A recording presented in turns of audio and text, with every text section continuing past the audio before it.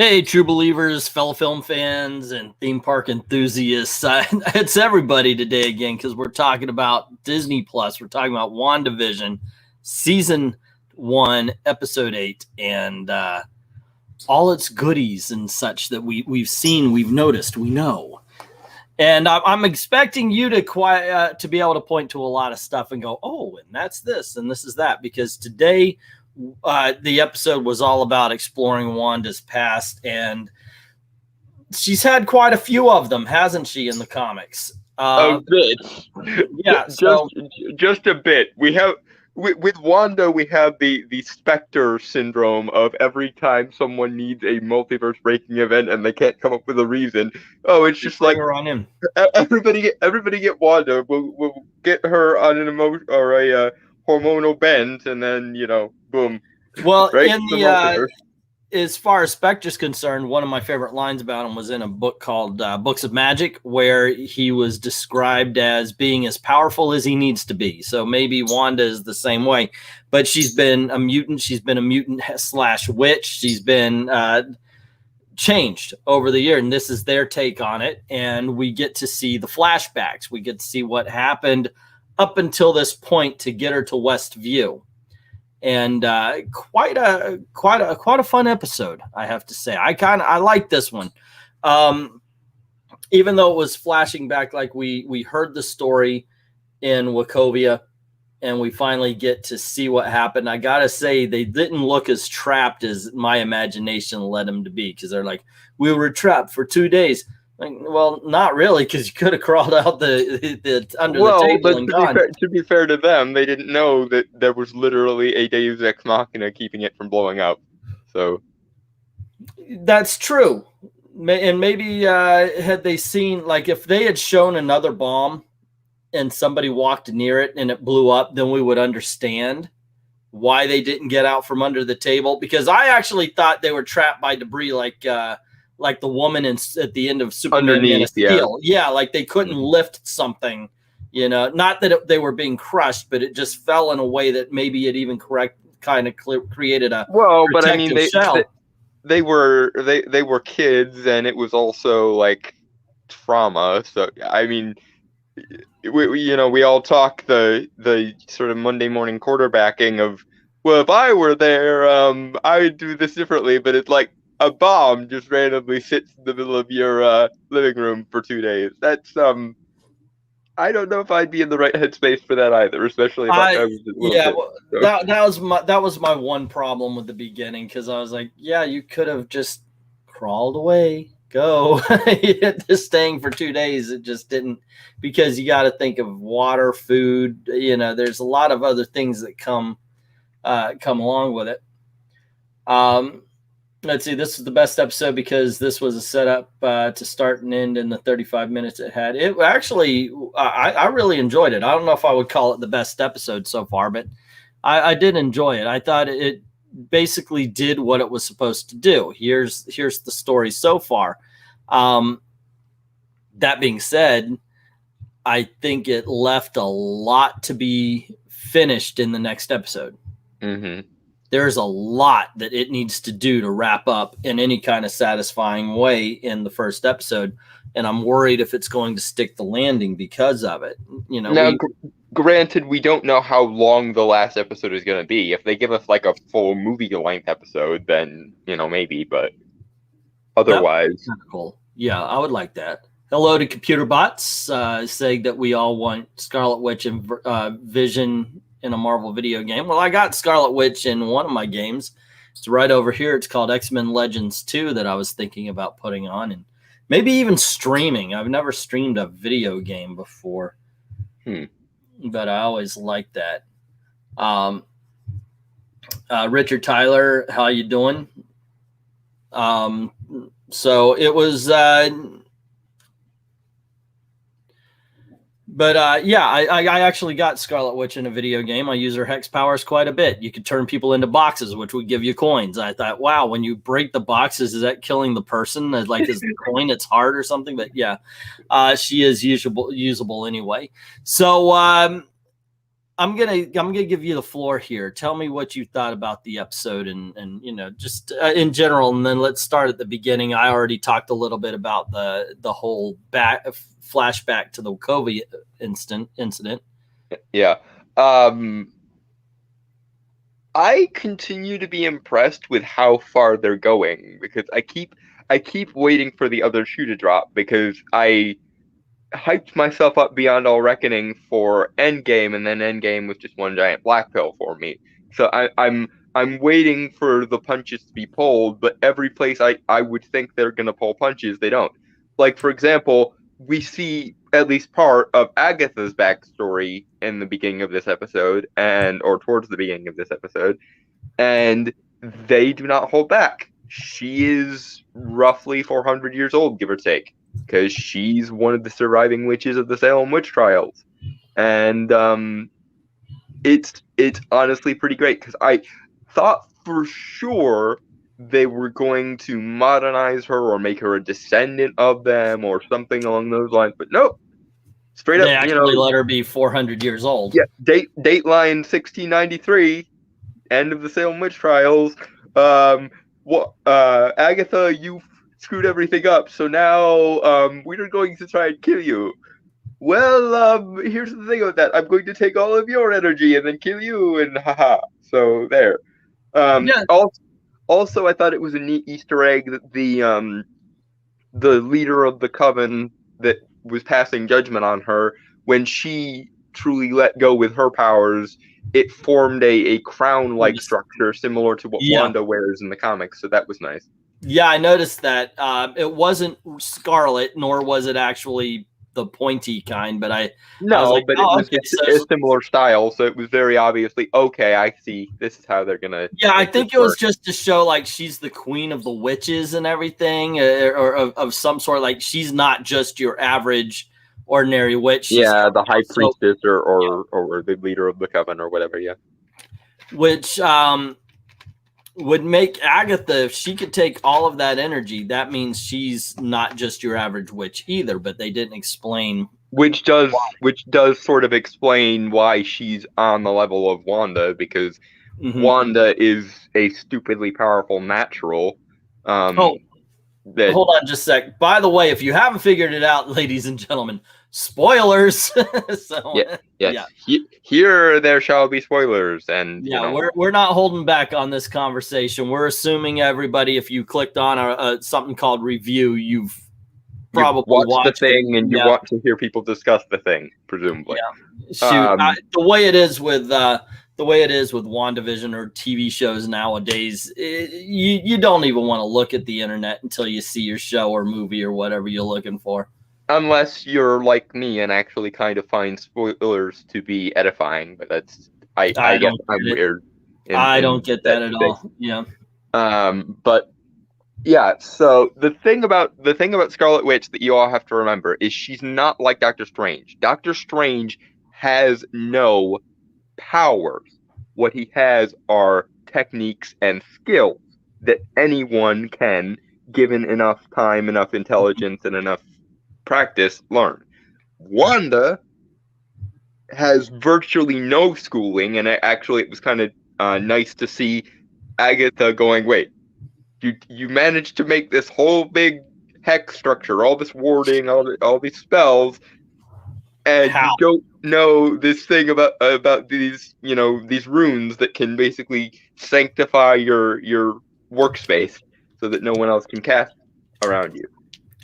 Now, Richard, by all means, tell us why you hated the episode. Just, it sucked.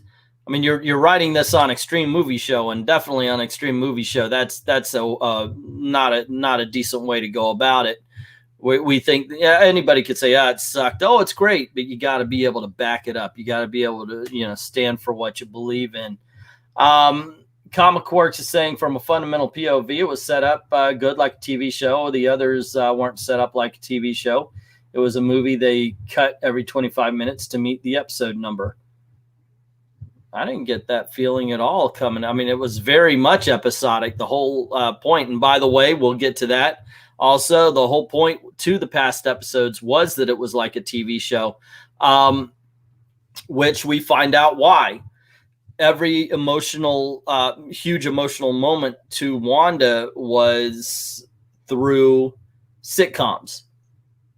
And she turned to him. It looked like, even because this is a world unlike the one she lives in, where everything's wrapped up in 30 minutes. Everything is good. This is kind of like, we actually talked about this in the in one of our previous live streams, where we said it seems like she's in this world because it's her escapism therapy, basically. Yeah, and this is because if you watch a sitcom, you can have a laugh. You at least can relax. Any problem they have is wrapped up in 30 minutes. It's not like the real world where Pietro's going to still be dead, or Vision's still going to be dead. So she wanted to trap herself in one of those worlds, and she just brought the town with her, is what it seems like. Well, and because of the context of the flashbacks, we know that she kind of grew up on old sitcoms, which I kind of found it was an obvious little bit of character for her, but it gives her a lot of depth that she never got really in the movies. So good for her. There are a couple of questions that this brings up. Even one, how do the townspeople know it's her that was doing it?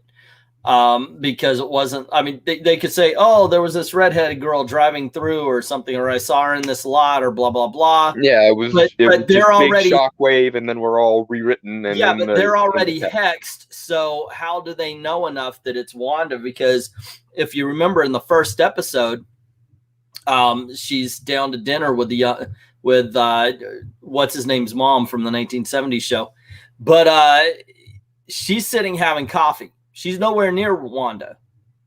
Yet when she's called in for the dinner and her husband starts choking, she turns to Wanda and she's like, stop it. Stop it. She knows Wanda is the one who's in control. She knows Wanda is the one who could do something about this. My personal headcanon, at least for the moment, is similar to the way that Vision and Wanda could feel each other when they exchanged energy. Maybe the townspeople kind of can feel her doing it when she's doing it. Maybe. Right. Again, that's my sort of let's spackle the continuity together and give them the benefit of the doubt explanation. Maybe they can feel her, but yeah, that like I said, that does raise questions. But yeah, I guess you've come up with a decent right around. So if you don't want to really let it bother you, you can go, okay, I get it, yeah. I get it. But that was the power of headcanon. But that was something when we saw her do that, I was like, wait a second, hold on. You know, because if this is it, then everybody's already under before she even But it also might be because, because you actually know, because of what happened in a previous episode, that they are themselves underneath the facade. They always say they're trapped and everything. So subconsciously they know that Wanda is the stranger in town. Yeah. So that might be one of the things. LK is asking, did people notice that the Hayward video is different than what actually happened? Remember, he showed her a video of Wanda breaking in, taking Vision's body and leaving, but Vision is a complete Wanda construct. We saw today that I'm wondering which side of the divide that edits on, whether it's her subconsciously editing things or whether it's Hayward going out of his way to edit things. Well, we got to go by the fact that when Vision tried to leave the Hex, he was pulled back. He actually, in a disintegrating form, started flying back into the Hex. Yeah. And plus the fact that if you saw the end credits, we already know that Hayward has white vision now. Which is basically empty vision, which my theory is if they want to make it a happy ending, if they don't want to go with the tragic ending. What they probably are going to end up doing is taking construct vision, Hex vision, and plopping him in the body of white vision and basically reuniting body and soul. So I've got these auctions, right? I about 2 or 3 weeks ago, I sold the first appearance of White Vision for only $3 or $4. I'm like, oh yeah. Oh, why? The Why do I do these things? proverbial pack mule needs Yep. to be I saw interspersed. the Wonder Woman annual like a month before they announced, hey, we got a new Wonder Girl out of the person that is in that book you just sold. Yeah. Wah, wah, Right. We wah. are also by Ed asking, do you have your camera on a bobblehead and could you stop pushing it up and down, I guess? Oh, sorry. It looks like you're I was just holding it, but here, let yeah, me see if I can stabilize it a do little bit. what's comfortable. Do what's comfortable, and it's a good angle. You don't want the on the ground looking up the nostrils angle. You're at a good angle. Let's see. Do we really think that Vision sent that letter? Is that more Hayward manipulation? I don't. I'm calling bullshit on the fact that it's a Vision letter. Yeah, I don't know who could have sent it or would have sent it, but yeah, I see it doesn't make sense for it to be Agatha, because as far as Agatha is telling us, she only knew about Wanda because there was this massive expenditure of spells and energy, and she was like, holy crap, what the heck is that?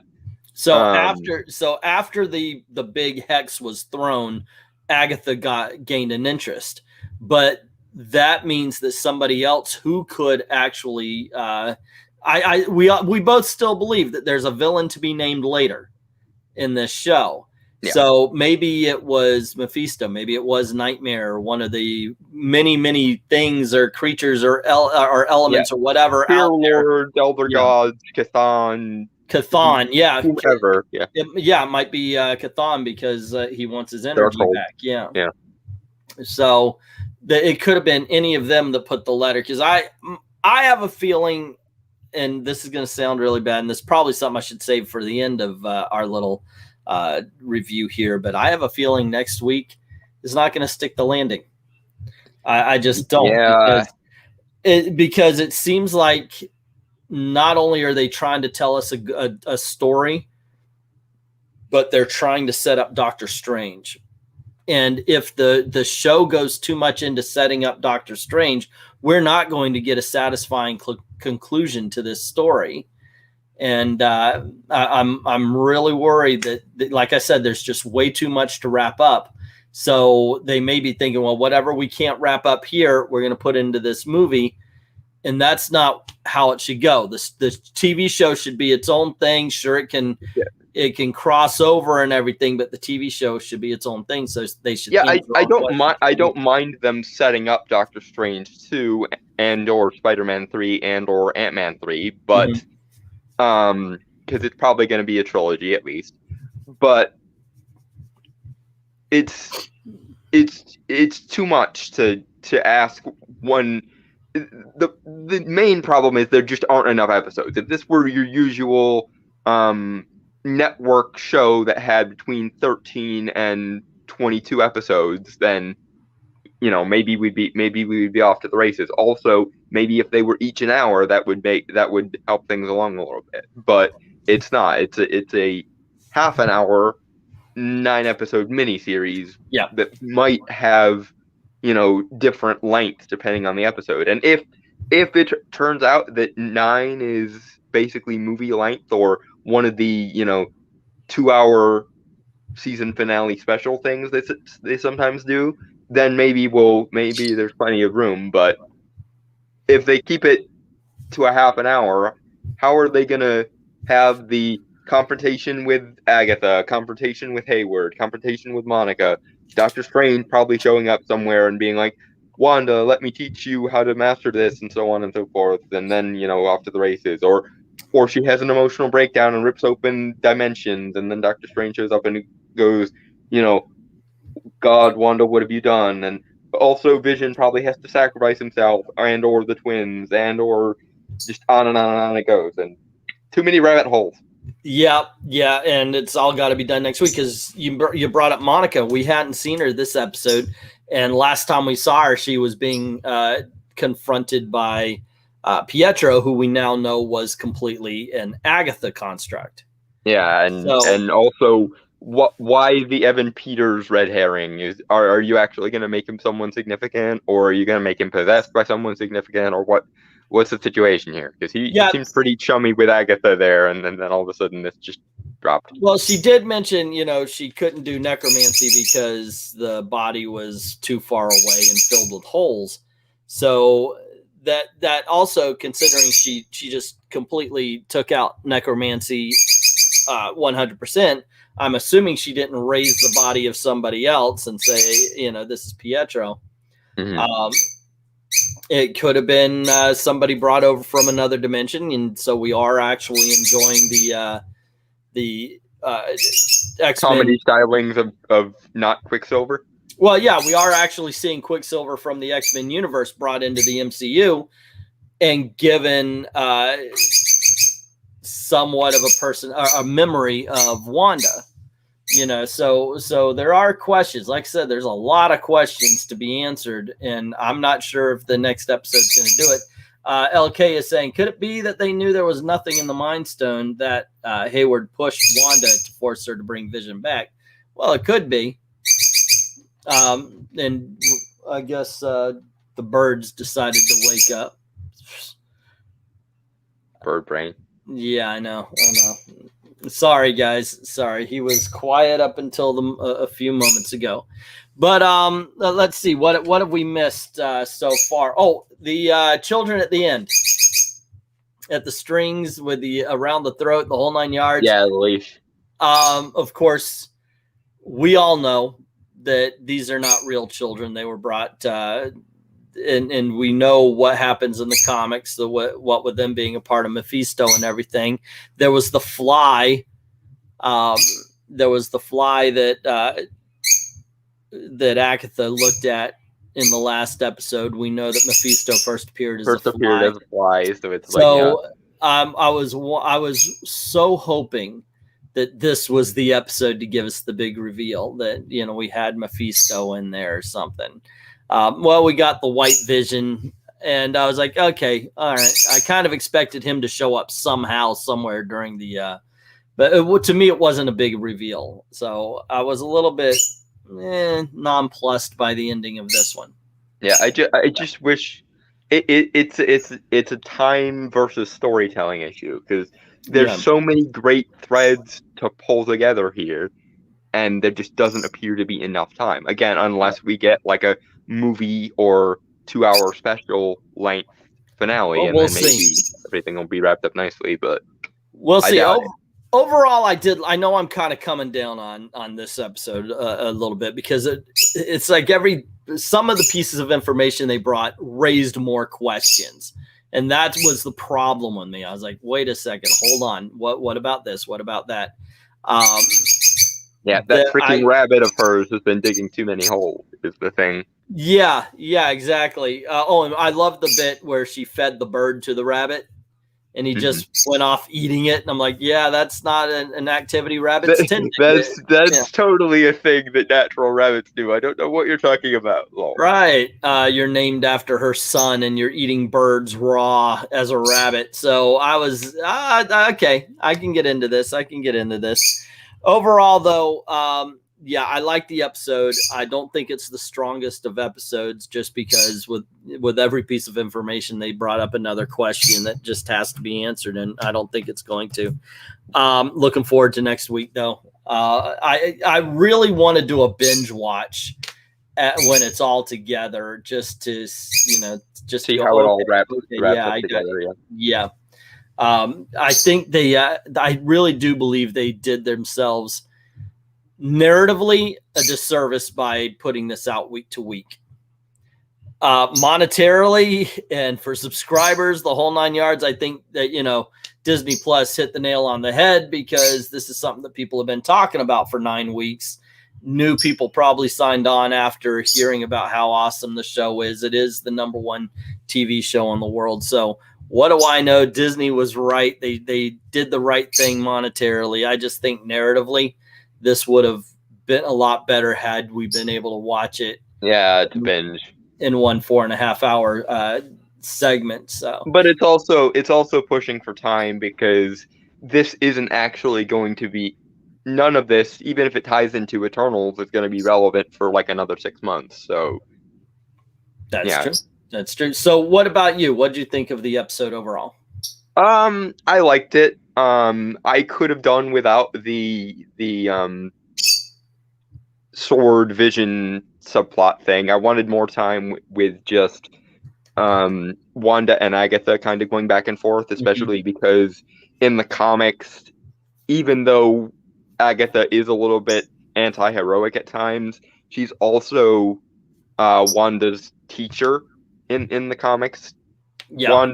Agatha is to Wanda as the Ancient One is to Doctor Strange, and given that Agatha is relatively ancient, that would make an interesting touch.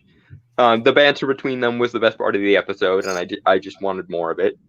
But at the same time, I keep expecting them to pull their punches, and they don't pull them. In fact, we're running up on the opposite problem of, okay, you've opened all these Pandora's boxes. Are you going to actually do anything with all of them? Unfortunately, like with comic books, you've got a book every month. Maybe you can even throw a mini series or something out there to get the stories told. Yeah. But when you're talking about the confines of time on TV and movies, you will lose some stuff. So a lot of the stuff that's going to be brought up probably will never be actually used. I mean, in Shazam, we saw them open a door to the manigators.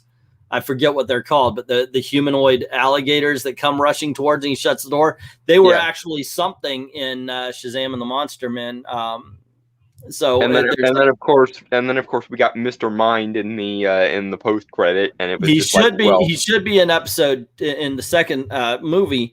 But what I'm saying is even though they cameoed these creatures, I doubt we'll ever see them, and that's the same way you're going to get with a lot of stuff. It's thrown out there as fan service. It's thrown out there as an Easter egg, but I don't think it's going to stick around. Anyway, there you go, gang. 2 thumbs up for episode 8. Yep. I've been watching some Roger Ebert and Gene Siskel recently. So there you go, gang. 2 thumbs up for this episode. It was a lot of fun. I am looking forward to next week. Fingers crossed I'm wrong and they do actually stick the landing. But we will be on next Friday as well to talk about that. So please join. And in just a few moments, go on over to England Teen Live. Links in the description below because we got to talk about a comic book artist named Neil Adams because he went off. And it's time for the internet's favorite game show, everybody. We're on the Homegrown Tourist. Yeah, I know. so there you go, gang. You guys have a great time, and thank you very, very much for watching.